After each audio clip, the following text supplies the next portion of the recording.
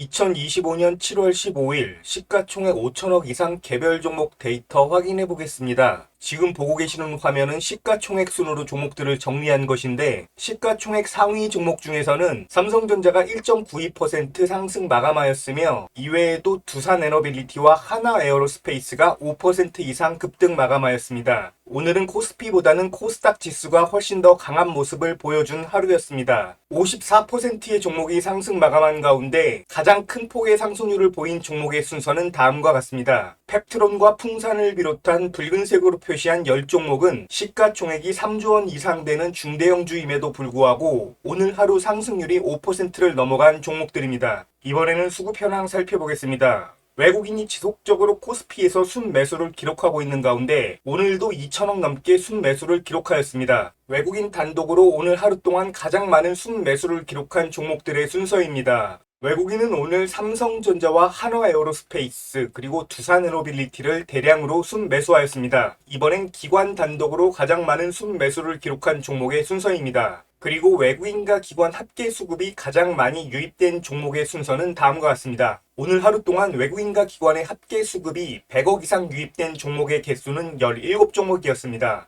이번엔 오늘 하루 동안 가장 많은 거래대금을 보여준 종목들의 순서입니다. 거래대금을 시가총액으로 나눈 거래대금 회전율이 가장 높은 종목의 순서입니다. 거래대금 회전율 면에서 오늘 가장 주목해야 할 종목은 풍산입니다. 무려 시가총액의 6.5%에 해당하는 금액이 거래되었으며 외국인의 대량 매수까지 유입되었기에 가장 관심있게 지켜봐야겠습니다. 이외에도 펩트론과 ABL 바이오 역시 오늘 하루 동안 거래대금 회전율 3%대를 기록하며 양호한 수급 환경을 보여주었기에 주목해야 할 종목이라고 생각합니다. 이번에는 거래대금이 전일 대비해서 가장 많이 증가한 종목들의 순서입니다. 이번에는 오늘 하루 체결 강도가 가장 높은 종목들의 순서입니다. 체결 강도는 반드시 거래대금과 수급을 함께 고려해야 하는 지표인데 오늘 하루 동안 이 3박자가 모두 맞아떨어진 종목으로는 외국인과 기관의 쌍끌이 순매수가 유입되며 체결 강도 또한 200에 육박하는 초대형주 한화에어로스페이스를 들 수 있겠습니다.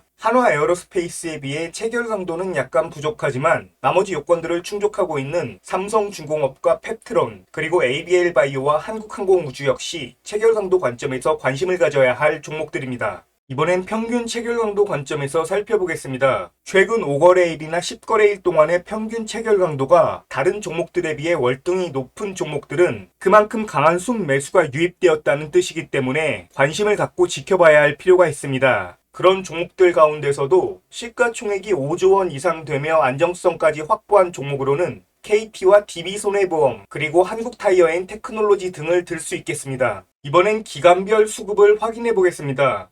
외국인과 기관이 최근 5거래일 동안 가장 많이 순매수한 종목의 순서는 다음과 같습니다. 최근 10거래일, 20거래일, 30거래일, 40거래일, 50거래일, 그리고 석 달의 기간을 의미하는 최근 60거래일 동안 외국인과 기관 합계 수급이 가장 많이 유입된 종목의 순서는 다음과 같습니다. 누적 수급 관점에서 제가 가장 관심 있게 보는 종목들은 중장기적 관점보다는 최근 들어 강한 순매수가 유입된 종목들을 선호하고 있습니다. 삼성전자와 포스코홀딩스를 비롯한 붉은색으로 표시한 8종목이 최근 들어 외국인과 기관의 강한 순매수가 유입되는 종목들이기에 관심을 가질 필요가 있다고 생각합니다.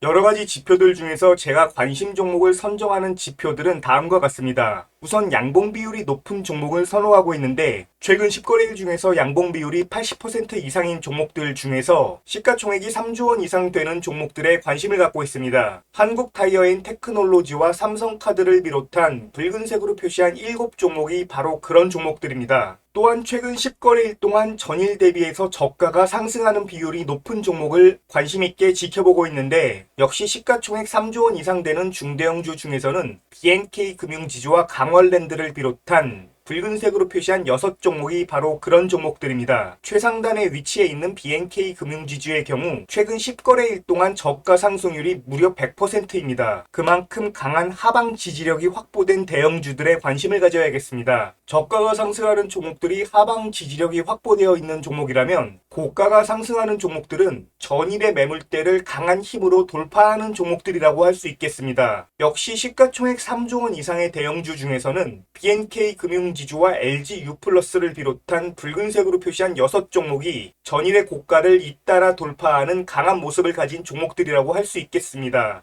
지금 말씀드린 양봉 비율, 그리고 저가 상승 비율, 고가 상승 비율까지 붉은색으로 표시된 종목들 중에서 다수 겹치는 종목이 있다면 저는 그런 종목들을 최우선 관심 종목에 편입하고 있습니다.